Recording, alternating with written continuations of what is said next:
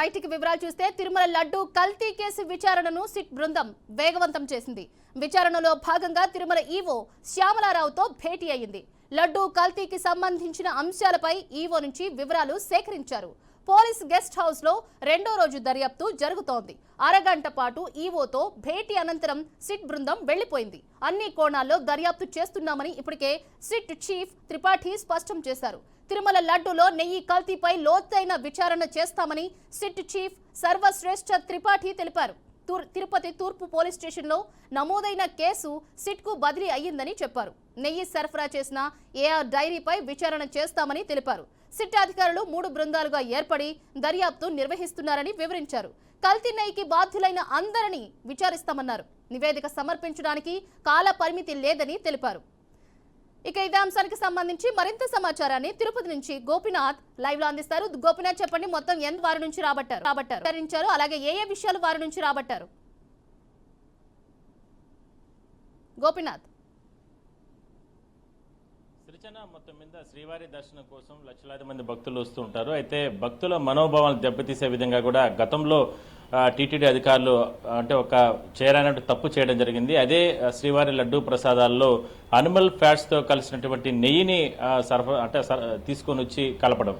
ఇదే ఇప్పుడు పెద్ద ఎత్తున దేశవ్యాప్తంగా కూడా చర్చ నడుస్తుంది. ఇప్పటికే ప్రభుత్వం కూడా దీనిపైన చర్యలు తీసుకుని సిట్ దర్యాప్తు ఏర్పాటు చేయడం జరిగింది. ఇందులో ప్రధానంగా సిట్కి సంబంధించి మొత్తం 9 మంది సిట్ బృందంలో ఉంటారు. ఒకరు వచ్చి త్రిపాఠి చీఫ్ గా వ్యవహరిస్తారు. మిగిలిన 8 మంది అధికారులు ఉంటారు. వీళ్ళందరూ కూడా నిన్న తిరుపతికి చేరుకున్నారు. నిన్న తిరుపతికి చేరుకున్న తర్వాత నేరుగా తిరుమల వెళ్లి శ్రీవారి ఆలయంలో వంటశాల కావచ్చు, లేదంటే లడ్డూ ప్రసాదాలకు సంబంధించిన పోటు ఇవన్నీ కూడా పరిశీలన చేయడం జరిగింది. అయితే ఇవాళ ఉదయం నుంచి కూడా తిరుపతిలో పోలీస్ హెడ్ క్వార్టర్స్ లో ఇక్కడ ప్రత్యేకంగా సమావేశం అవడం జరిగింది.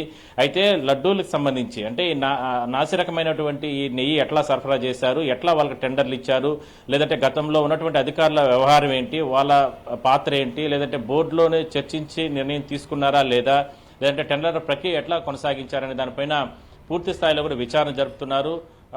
మొత్తం 3 బృందాలుగా ఏర్పడినటువంటి అధికారులు పూర్తి స్థాయిలో దీనిపైన దర్యాప్తు చేసేందుకు ప్రారంభం అవడం జరిగింది. అయితే మధ్యాహ్నం ఇవాళ టీటీడీఓ శ్యామలారావును కూడా కలవడం జరిగింది.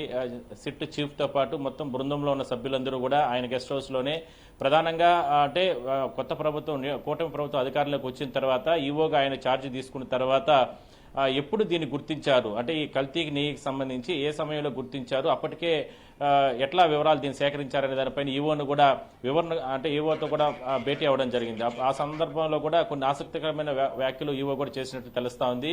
అప్పటికే 6 ట్యాంకర్లకు సంబంధించినటువంటి ఏదైతే ఈ అనిమల్ ఫ్యాట్స్ సంబంధించిన నెయ్యిని వాడేశారు.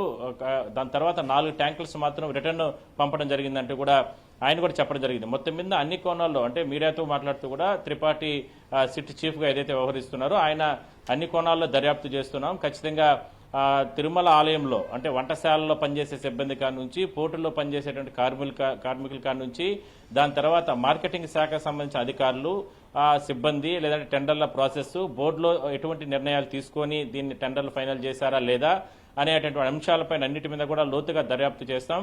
2-3 రోజుల్లో ప్రభుత్వానికి ప్రాథమికంగా నివేదిక ఇస్తాం. దాని తర్వాత ఈ దర్యాప్తు అనేది ఎంత దూరం వెళ్తుందో తెలియదు. ఎందుకంటే చాలా అంశాలు ఇందులో ఉన్నాయి. 2 విధాలు, ప్రభుత్వ వ్యవస్థల్లో ఈ రకమైనటువంటి తప్పులు జరిగితే వేరు, కానీ టీటీడీలో జరిగినటువంటి భక్తుల మనోభావాలతో అంశం కాబట్టి ఆ రకంగా నిర్ణయాలు తీసుకొని దాని తర్వాత లోతుగా దర్యాప్తు చేస్తాం అంటూ కూడా సిట్ చీఫ్ చెప్పడం జరిగింది. మొత్తం మీద ఒక అడుగు ముందుకేసి సిట్ పూర్తి స్థాయిలో కూడా 2వ రోజు దర్యాప్తు అనేది కొనసాగింది. రేపటి నుంచి టీమ్స్ గా డివైడ్ అయ్యి మరిన్ని విషయాలు మరింత దర్యాప్తు లోతుగా వెళ్లేందుకు కూడా సిద్ధమవుతున్నారు. Okay, right. Thank you so much Gopinath.